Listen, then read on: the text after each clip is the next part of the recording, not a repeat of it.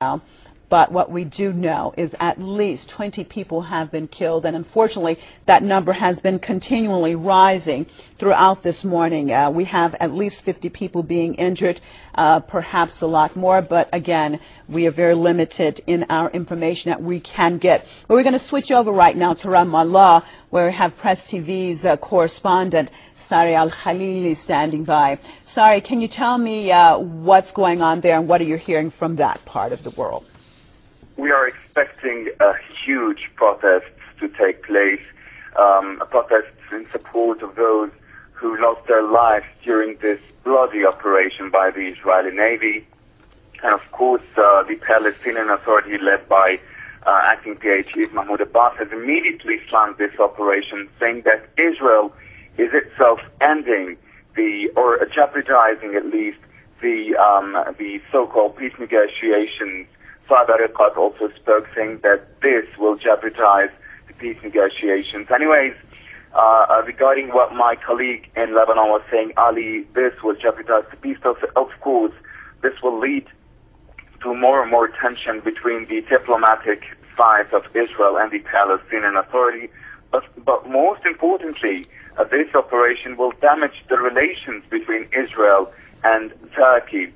I doubt that this operation will cause any more pressure or any sort of pressure from the United States put on Israel, because we have seen an increase of settlement expansion in the West Bank and enormous waves of attacks against Palestinians by the Israeli settlers, and different ways that Israel is using to blackmail the Palestinian Authority, though these negotiations were relaunched under the pressure of the United States put on the Palestinian Authority. So I doubt this pressure by the U.S. will be put on Israel.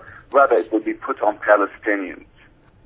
Yes, sorry. Actually, we had an activist earlier today that was talking from the United States and saying that it will be interesting what type of reaction we get from a lot of the Western media on this. So it will be interesting to see the spin on that. Now, what we're looking at are live pictures from Istanbul, where the Turkish people have taken to the street en masse to demonstrate how upset they are with what has taken place. We know that the Turks had been very supportive of this humanitarian convoy, also the Prime Minister and Foreign Minister supporting this convoy.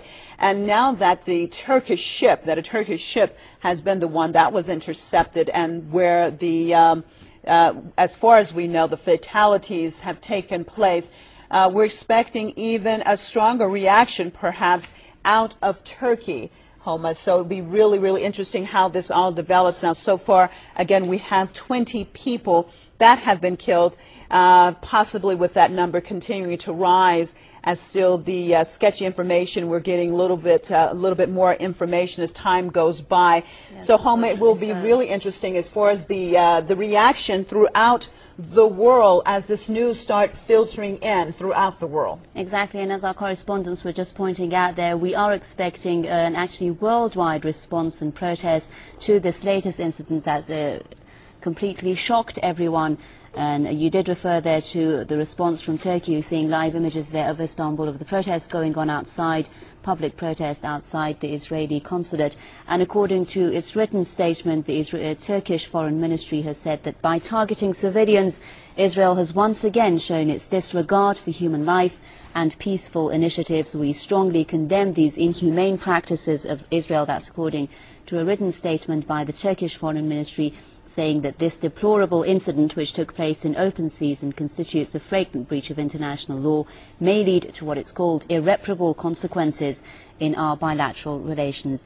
And Ankara has also, according to the statement, summoned the Israeli ambassador Gabi Levi. Ankara is demanding an explanation about this incident, saying whatever the reason is, such action against civilians involved only in peaceful activities is unacceptable. Israel will have to bear the consequences of this behavior, which constitutes a violation of international law. Now, according to the latest reports coming, at least 20 people from the international activists, politicians on board the aid convoy have been unfortunately killed, and we might be seeing the death toll rise because a lot of information is now being blocked by Israeli authorities coming in from the international waters. Also, the latest coming in from Hamas. Hamas has also urged Arabs and Muslims to rise up, quote, in front of Israeli embassies across the globe in protest against Israel's deadly raid on a fleet of 8 ships destined for the Gaza Strip. That's the latest coming from Hamas. Hamas's Prime Minister in Gaza, Ismail Haniyeh, had previously condemned the acts, and the Hamas spokesman, Sami Abu Zuhri, had also said that it's a crime against humanity.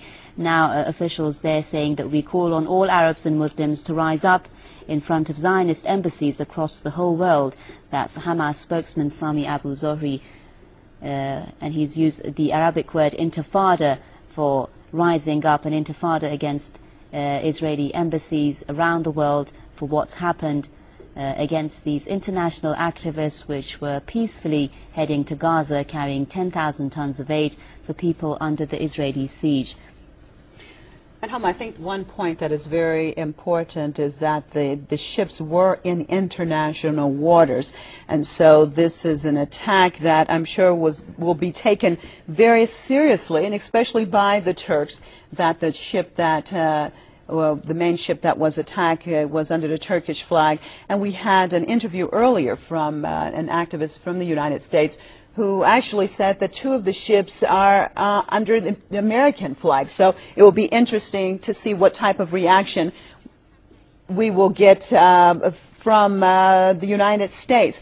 Now, what we do know, again, I'll get everyone caught up on the latest in case you're just joining us, is that the 6-ship flotilla, a humanitarian aid convoy, left Cyprus on Sunday, heading towards the Gaza Strip. Now, the Gaza Strip has been under siege for the last 3 years, basically, Israel not allowing any supplies in or out unless it's controlled by themselves.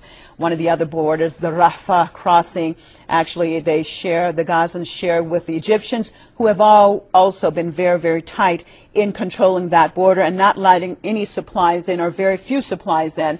So these ships were trying to break the 3-year siege on the Gaza Strip. 700 humanitarian aid workers, journalists, politicians. We have reports that at least 5 European MPs were aboard.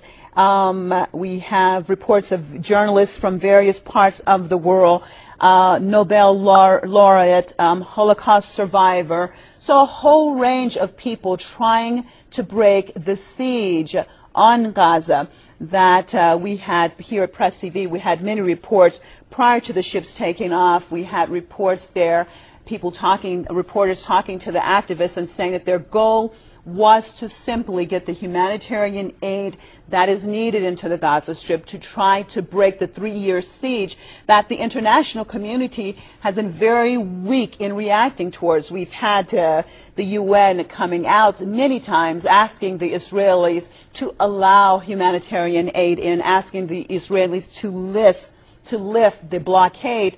But the Israelis not responding, so the activists have taken it upon themselves to try to break the siege, getting in basic supplies, anything from medicine to pencils to supplies needed to rebuild. As we know, there was a devastating onslaught by the Israelis on the Gaza Strip back in December 2008 and January 2009. That left the area just absolutely devastated, the infrastructure totally destroyed. And because of the siege, the Palestinians in the Gaza Strip have been unable to rebuild. I think what many times people forget, because unfortunately in the media sometimes we have a very short memory and things are not covered in detail after immediately happening. But many Gazans are still living in tents. They have been unable to rebuild their homes because of the lack of supplies, because supplies are not allowed in. So again, what we have, at least 20 people on those humanitarian ships on the convoy have been killed. So we have at least 50 wounded, and the numbers, unfortunately, Homa, seem to continue continue to be rising. Yes, unfortunately so. As I was telling you earlier, Ismail Haniyeh in Gaza has slammed what he's called the ugly attack in a statement in which he called for the United Nations to protect the activists. Press TV's Youssef Al-Helu joins us now from Gaza to tell us more. Youssef, there were reports of the